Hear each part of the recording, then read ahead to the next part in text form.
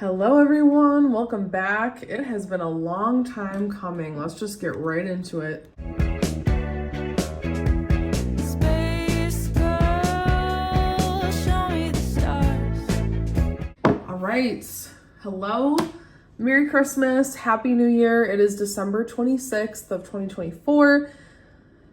I don't even understand how the time has passed between my last video and this video. It has been so crazy. Blurry is the only way I can describe it. It's just been like life. So here we are, like 6 months later. Didn't intend to go this long, but here we are. My intention for today is to just give an update on where I am debt-wise, how I've been doing, really cool milestones that have happened in this past 6 months, and kind of just, where I plan on going, goals, timeline, things like that. So let's start with some cool milestones that have happened in the past 6 months. So I think I mentioned it before, but my school district that I work for was a part of some, program in my state to repay student loans. And while we didn't get the $10,000 that we hoped for from one of the bills that didn't pass, a year or two ago now, we did get a full year of student loan payments reimbursed tax-free. So that means that I got $2,200 back, and I was able to use that money to pay off my MasterCard and my Bank of America card. So that is so freaking cool. It was not expected at all. I still am in disbelief that I have 2 of my 4 credit cards completely paid off. The other cool thing is that right on time, this month, December, I have now paid off my SoFi loan. So I have 3 debts that are completely paid off. Let's look at where I was in 2023 at the beginning of the year and where I currently am now, because man, oh my. All right, I know this is small. I'm blanking to even see it, so I'll just read it out loud. But student loans, again, is one that I'm not continually worried about. I'm just going to let them be paid off naturally. I've had discussions with people in the comments and just discussions in real life about, the interest rate being so low. They are my oldest debt. I don't even pay for the monthly payment. My grandparents help me out with it. So it's not really something that I want to be concerned with. So I'm just going to let that go naturally. So my 2023 balance was $21,104. I'm now at $19,442. So good progress, but not one that I'm actively concerned about. Auto loan, the beginning of 2023 was $8,517. I am now at $4,333. I am paying off my auto loan at the end of this year, end of next year. So December of 2025, it will be done.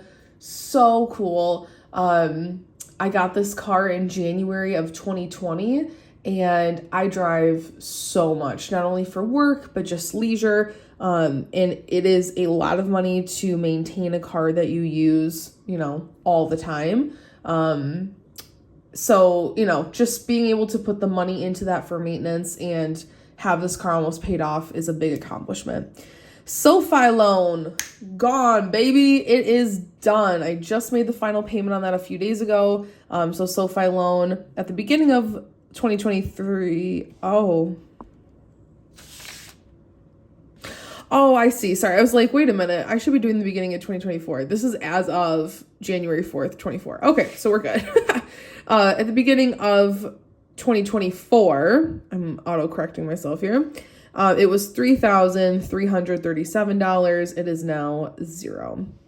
So my Discover has actually increased a little bit. I've had to put some money on it just this month for Christmas shopping, which I'm not proud of / worried about. I'm just kind of like, it is what it is. Sorry, my cat's coming down.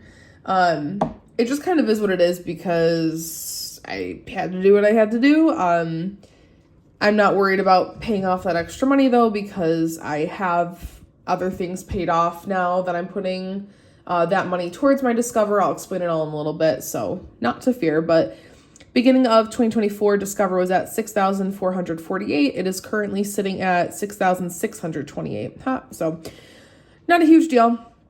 Credit union loan at the beginning of 24 was at $2,527. It is currently at $776. That's so cool. That one's going to be paid off in May.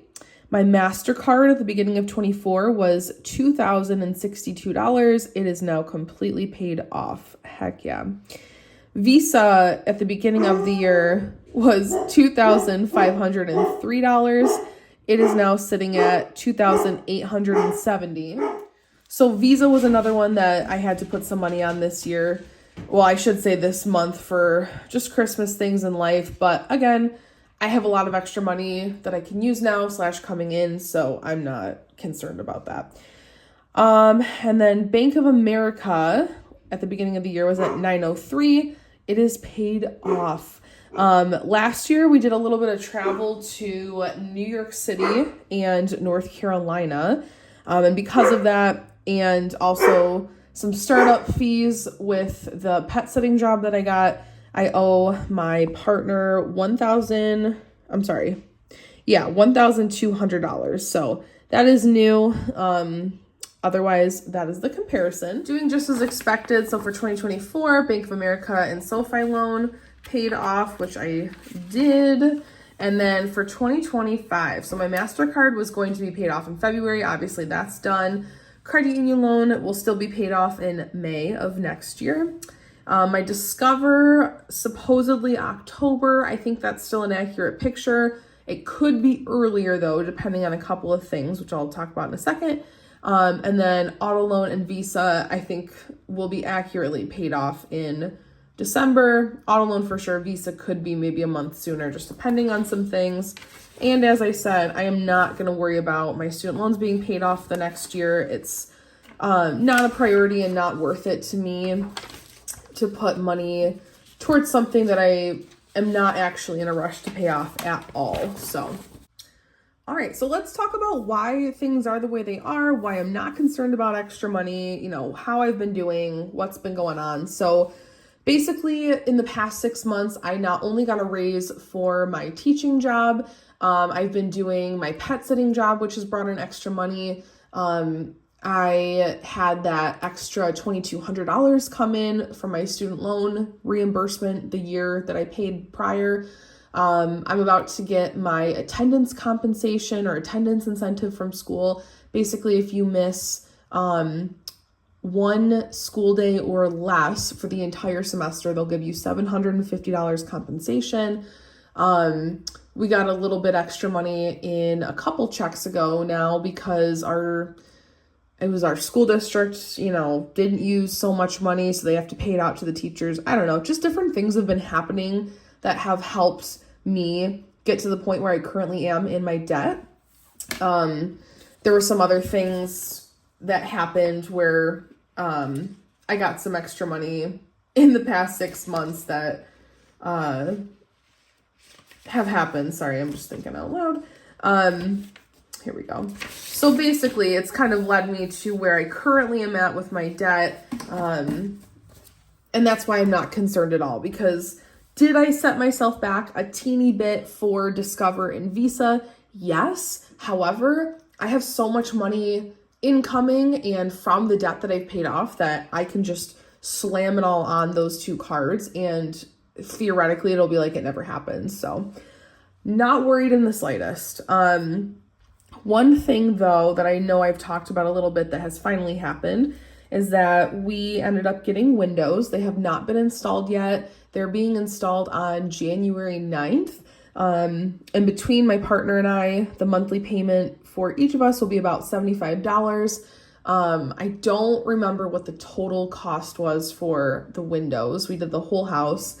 But we don't have interest for 80 months and we will pay it off long before the interest is due. So this $75, I'm just kind of thinking about it as almost like a utility fee. I'm not really considering it a loan, even though I know it is. There's no interest. So just kind of putting money towards it, $75 a month. That's new. Otherwise, auto loan's the same. Car insurance went down slightly, which is nice. For credit cards, I only have my Visa and Discover. Currently, with my MasterCard, Bank of America, and SoFi loan paid off, I can put $726 towards it right now.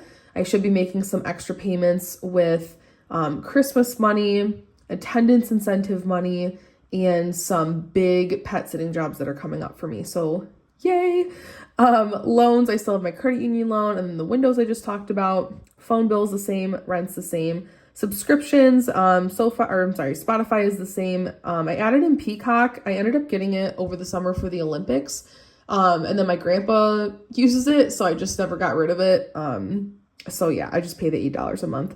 I did join a new gym, which I really love. It is $89 a month, which very similar to the last gym I was at when I was living in my prior apartment. And so it's like class style, boot camp style, which is what I prefer. So I quit Planet Fitness and I'm with this gym now. So better price than my other similar gym, even though it's more expensive than Planet Fitness, if that all makes sense. It's worth it to me, so it's on there. Apple, same. Okay, therapy. My medical deductible is resetting, and boohoo, our deductible increased and kind of, all of our rates went up. So anyway, $260 a month until I hit my $1,000 deductible. But, that's usually at the beginning of the year this happens, so whatever. Union's the same. Utilities is the same. Hopefully with the new windows, the energy will come down in cost a little bit. And then Wi-Fi went up just slightly. I just realized you can't see those bottom ones. There we go. So that's that. I am still completely on track for paying off my debt by the end of this year, which I know I keep saying, it feels so surreal. Like, for years now, I have sat here saying like, this is so hard. It's so hard to do this when you can't see the immediate payoff. It's so challenging to continue to pour into something that isn't giving back to you.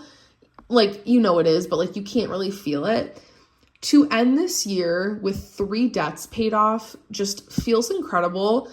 And to truly not even see the end in sight, but to be like running on the path and know that it's coming. Like, I can feel how close it is, and it's incredible. And I'm so proud of myself. This is not something that was quick and easy. This has been years of hard work, time, effort, planning, restriction, mindfulness. Like, it's just been crazy. And to kind of be on my final year of debt is truly unbelievable.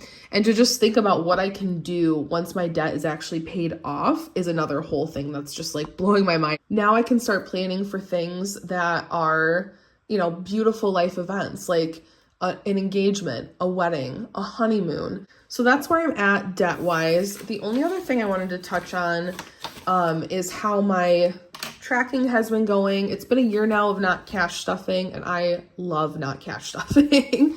I truly feel like it was such a time and place in my life, and it served me well, and I'm not there anymore, and I love it. So I just use my trackers now, which is all I need. It's still going strong.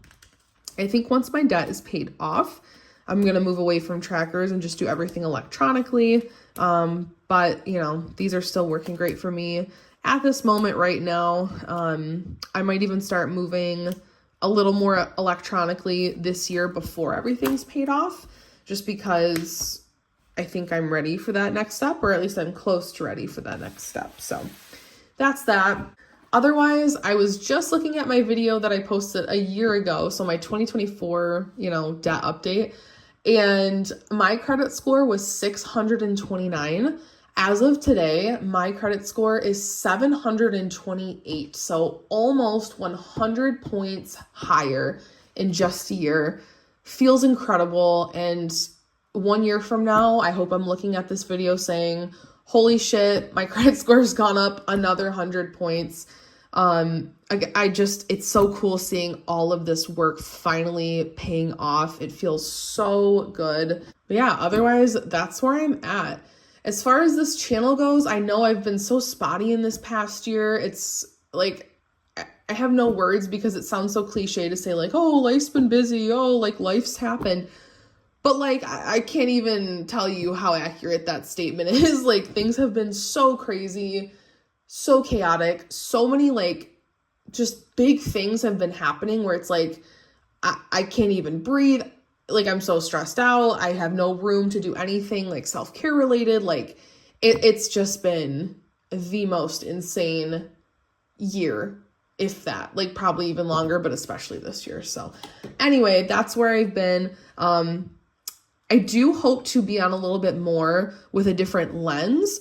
I've seen a lot of no-buy videos, and I know what like a no-buy year is, and people have different rules, and there's different, things that go with no-buys. And while I know that being restrictive is not beneficial for me, I do have kind of a no-buy mindset that I've been crafting for a while.